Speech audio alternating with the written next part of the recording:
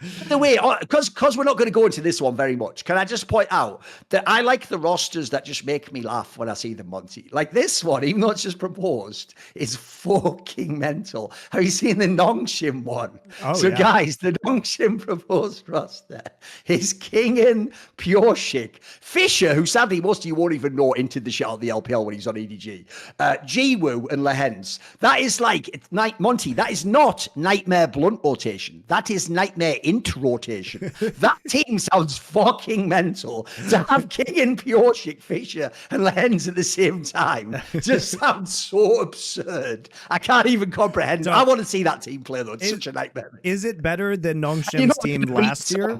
Yes. Probably. Is it a weird, like, topside DRX reunion of King and Pioshik? Why couldn't they find anybody better than Fisher? I mean, if Yugal's going to DRX, like, you would have rather him bid on Nongshim. And to be fair, Thorin, Jiwoo is actually really good. He's not bad, actually. He's not bad. So yeah, he's good. The Jiwoo Lehens lane is actually kind of hype, especially for a mid-table team. But Fisher is obviously... The top side is a nightmare, mate. The top side is a nightmare. It's actually mental, isn't it? I know. I love it. It's so shit. It's probably like a 6th place team, though. I mean... I don't know what the question is. The thing is, Monty, you can just go the other way if you're evil. I could just use some like evil media spin for you. So you ready, Monty? World champion Kingen, world champion Pioshik, and Lehens, LCK champion, MSI, MVP for the league. MSI MVP. MSI and LCK MVP, first team all. That sounds amazing, Monty. That's a fucking fire roster. What are you talking about? It's garbage. It's trash. It's just a bot lane getting it over and over again. That's all it is. World's MVP Kingen. And remember, MSI I'm just going to put this out there. Lehens, Even though they are better actually playing through the fucking bot lane nowadays in Korea, it's not like the old days where it was just all top laners. At the same time, you have to have a good mid lane in LCK, Monty. You can't just, that's the one position you can't get away with like a shitter in. Like, that's the problem. This team's just hard capped. But it is funny, though. That roster just made me laugh. It's like anti-GMing. I love it. I love how shit it is. It's so bad. Fisher was like not completely terrible in LCK when he came back. LCK, it's just in LPL he was really bad, unfortunately. Yeah, but I mean, he's not good. This team isn't going to suddenly be a deep playoff threat, right? Which is why it's like, why are we paying these guys so much money? Because here's the thing: if Lehens is leaving Gen.G, it's for money reasons, which means Nongshim is giving him the fucking bag, guys. They're giving him the fucking bag. And Gen.G, with their rumored roster, probably couldn't give Lehens the bag, because that's why they've been allegedly, like, Duro is going to be on this roster from FearX. And we'll talk about Duro in a second, but it appears as though Gen.G will be keeping 3 of their players, Keen, Canyon, and Chovy. And then it also appears that they're getting Ruler back, which is a huge, huge move. And then Duro from FearX, who's a support who's been playing in amateur for quite a long time. He was part of, so FearX used to be Live Sandbox. He was in like the Live Sandbox like Challengers team for a long time. He was in Hanwha Life Challengers. And then he was brought up, he was basically promoted in summer of this year to the main FearX roster. And to his credit, he was actually pretty good. And I understand that if they needed a budget player, like him or Pleta were probably the 2 players that you would start to look at from lesser LCK teams that you think might be able to rise to the occasion, as it were. But it's clearly going to be a downgrade on Lehens, no matter how you look at it. It is. That's the downside. Is before, in theory, on paper, you had all good players. Here's the thing, though, Monty. This will just show you, can super teams work? Because if they really sign Keen back again, and they've gotten Ruler, like, I'm not even joking, they might actually potentially, guys, be able to have the 4 best players in 4 positions. Like, that is real. That could actually happen. And even worse, if you're the other teams, those positions can all work without hard clashes. Like, Keen has already shown he will be a versatile player. Like, bro, that could be a fucking insane lineup if that really happens. If Ruler goes there, that is the balance of power potentially shifted. Like, the LCK is going to be fucking fire this year, mate. And for those of you who want a Ruler update, if you weren't following him in LPL, because obviously he wasn't at Worlds this year, so you may not have, he wasn't at MSI, so you may not have actually kept up with how Ruler was doing on JDG. And he wasn't the best ADC in the world, you know, or in LPL even this past year. There were a lot of players who I think people would have thought were better than Ruler. But also there was there were very weird things happening on JDG, such as the whole Sheer Flandre mystery that was going on. So I think there was something very strange going on internally at JDG, and they certainly didn't have the super team built around him. So it's possible that he was just less motivated to play this year. It's still good. And he just wasn't like last year. People saying he was the best player in the world, weren't they? So like it was obviously a difference, right? And I also think it's hilarious some of the comments that I've seen, Thorin, such as people saying, "Oh my God, Peyz was better than Ruler this past year." Oh, no way. I mean, possibly, but even, let's just say you believe that. Let's just say you believe Peyz had a better performance than Ruler. I think meant overall, fair enough. I still think Peyz was fairly underwhelming this year, though. Last year, great in 2024. Peyz was great in the regular season. The problem is he choked away a bunch of very important games. Terrible, yeah. So like when the pressure really got on, he didn't display the same level of performance. But I think even if you believe that Peyz had a better season than Ruler, which I think is definitely arguable, gun to your head, do you sit there and say, I would rather have Peyz than Ruler on my team? Like, Gen.G fans, really? Like, push comes to shove, you're like, you must choose one ADC to play for your life. Nobody's fucking picking Peyz, dude. Nobody is picking Peyz. Even if you think Peyz was better in 2024, you still aren't fucking picking Peyz. You pick Ruler 10 times out of 10 because of the length of his career. The ceiling that he's displayed has been magnificent. So yeah, I think you know it's pretty clear who you would be picking there, and it's pretty clear why Gen.G would take Ruler back. So I mean, it's interesting. I've also seen some wild takes, Thorin, about people saying, well, I guess Gen.G does have money because they're spending all this money. No, you dumb motherfuckers. How many times did Gen.G have to say, players are taking a discount to play here? They're not being reckless or irresponsible. You know who's doing that? That would be Hanwha Life. Hanwha Life is doing that. And you know why Hanwha Life is doing that? Because they are a chaebol in Korea. They're a multi-billion-dollar company, and this is a marketing effort for them. Hanwha is an enormous conglomerate. Okay, Gen.G is a privately owned enterprise by investors. It's a venture capital project. Okay, they don't have the same money that a T1 who's backed by SK Telecom and Comcast has. They don't have the same amount of money that Hanwha has. The reason why they have good teams is that players are not taking the bigger contracts because they want to play there. Okay, I would be surprised if Gen.G went into the luxury tax. But that's just been kind of the deal with them. And I would not, take that. I would definitely just take that with a grain of salt, the way that you guys perceive Gen.G.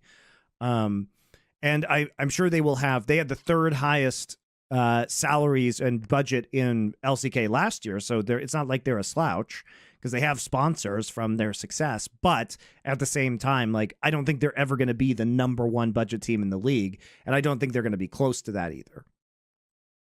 Even so, though, that's why they're doing an amazing job, whether it's that people want to play with Chovy or what. But, like, mate, if the Doro guy ends up actually being competent enough to not gate the team, this could be the best lineup to ever play League of Legends. It looks like fucking amazing on paper. So, bearing in mind, Gen.G could have had a golden road last year. Like, they're actually killing it, that if they're managing to get these players without having to play them the insane amounts that the LPL and LCK teams do. Like, they've killed it. Great job.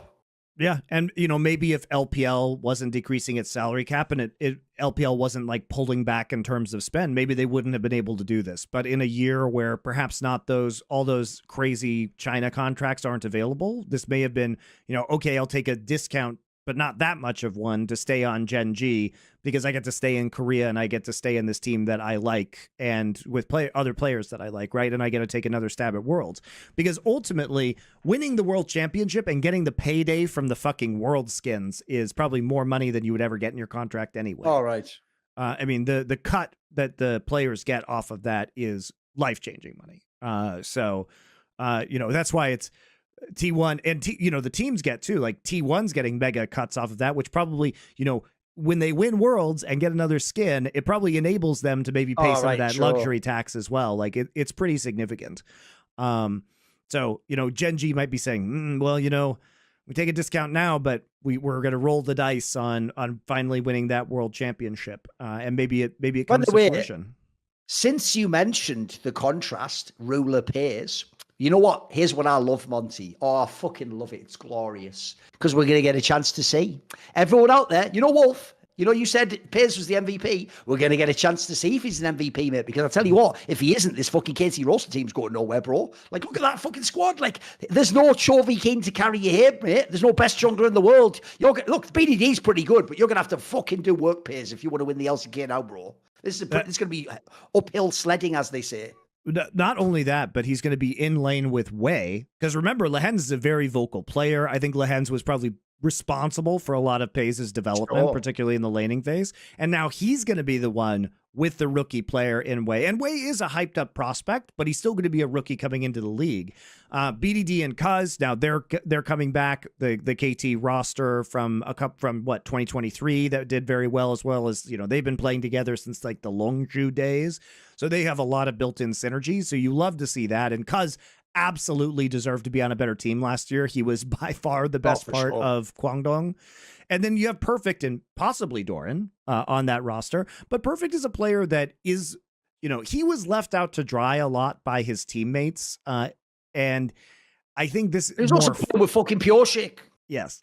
You know what? The other thing that we did once on Snake and Banter, where Launders came on and he said that if you were on NIP in CS, because they so badly mismanaged their roster for like 3 years, Monty, he said, like, he basically is declaring that no one's time on NIP counts against their career. Like, you get forgiven. It's an amnesty on all your time. Similarly, if you were in a team with Pure Shik, I'm giving you an amnesty. You know what? It's only then when you, like, I know King and shit now because I saw him on other teams, but when he was with Pure Shik, I could never be sure, you know, which was it, chicken or egg. But now I know it's all good. It's all good. It's also why low-key Summit is based. He was just fine even though he played Pure Shik. We call it the Pure Shik amnesty. Yes, exactly. Because fully enough, a lot of people would like to forget their time playing with Pure Shik, but enough about that. You don't have to be sentenced to career death if you have the Pure Shik amnesty. That's great. But Perfect is a player who I think developed really well. In my mind, he was actually Rookie of the Year this year in 2024. The only reason he wasn't eligible was because he played one meaningless LCK game at the last day of summer 2023 because it didn't matter if KT won or lost that game, so they ran out their challenger squad.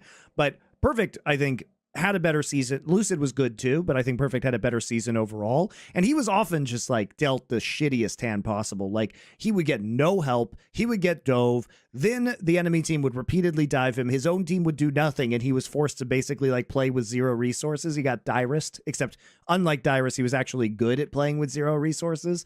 So, I mean, I think in a different dynamic, perhaps Perfect will do better, and it's going to be his second year. So I'm not averse to seeing Perfect on KT. And this roster, like BDD was excellent last year. His regular season performance was incredible, especially in summer. Cuz was good. And he's obviously got the historical connection to Cuz as well, like they came in together, etc. Yeah. Cuz was good last year on a bad team where he had to be kind of the primary carry. So I think like KT, they definitely could be like a third or fourth place team in this league if they hit the right meta and they're doing really well. I just get concerned because when you have Peyz, Wei, and Perfect, all of whom are very young players, even though, you know, Peyz and Perfect are not technically rookies anymore, I would be surprised if they could make like a deep playoff run or anything like that. It feels as though that might be a little bit too much to expect from them. By the way, speaking of also funny rosters, I like this roster, Monty, because this roster isn't terrible by name value. It just could never actually be good in the server because you'd need time machines. So DRX has Rich, the goat of Hots, who was once upon a time good in the LPL, etc. He played in the LCS, believe it or not. There's a Sponge, I don't know. Carl's coming back from the old KT Super Team. Teddy, remember good old Teddy from Gen.G and that 1 year on T1 we don't talk about because it was the mage year. And then you've even got Life, who I don't think he was ever actually that good, but whatever, he was once upon a time in the top teams. Like on paper, as long as we can exit temporality and exist outside of time where they can all access their peaks, it's not a bad lineup. In reality, probably not a good roster. Prepare yourselves for the million on-cast Life finds a way back to the LCK jokes that are inevitable. Shout out, watch our Jurassic Park episode on Last Free Nation Culture for Foreplay. If you haven't seen that yet, it's a good laugh. Thorin gets very angry. I'm authentic though. I don't phone it in, man. I keep it real. Some would say too real, but you know. Thorin gets very angry about Jurassic Park. And look, You say you don't know Sponge. Sponge had he had some pretty good games, I think, for a new jungler last year, and definitely deserves another shot. We touched on this last show, but UCal, despite being on Thunder Talk Gaming, was individually quite good. Oh, don't hit that one. That's not a bad reclamation. UCal deserves to be back in the LCK, where he might actually be able to show off and be a little bit competitive. Rich is an interesting one because he's had a very unstable career, but also he is the GOAT of HOTS, and he was the GOAT of HOTS for a reason. He has a knack for gaming, and he did have bright spots. I mean, there was a time where at times he was good, man. Look, it's LCS, but there were times where halfway through the season when he was on Dignitas, we were saying, is this guy MVP of LCS? Like, very legitimately.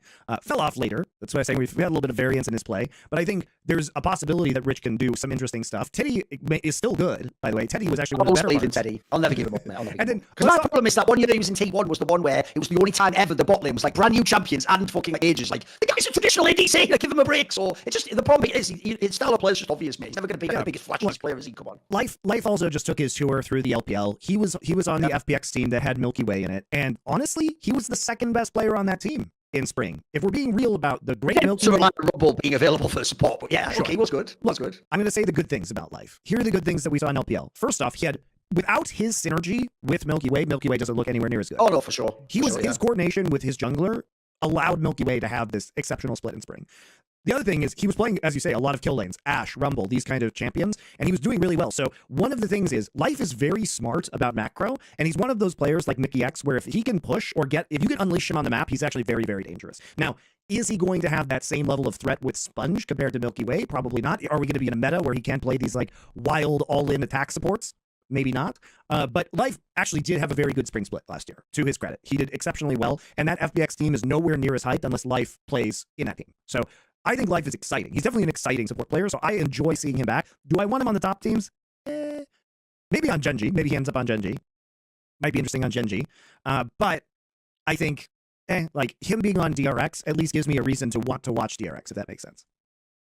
By the way, the obvious, most underwhelming roster moves thus far, true to branding form, is Dplus. Because it's like, what lack of bold moves they've made, Monty. So the rumour is, they get Beryl back, and then they put Simu with the top lane. Like, that roster is, it's not bad. But again, like, you're just competing for like third or fourth best. At best, by the way. At best. So Siwu is kind of hyped. Now, again, I'm not...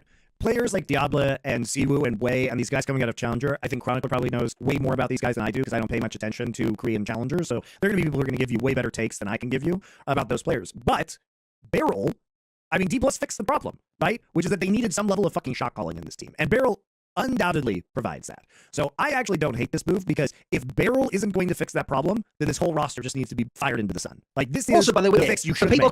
For people confused, it wasn't actually in the end that Mohan was that good. He just wasn't Kellen. You have to understand that distinction. That's the key one there. Like, neither of them were it, bro. Like, we needed a different, but even so, though, fucking mean Beryl's back. See more cool, funny, interesting clips based on topics from my content? Well, subscribe to this channel then, or, you know, be a pleb and don't.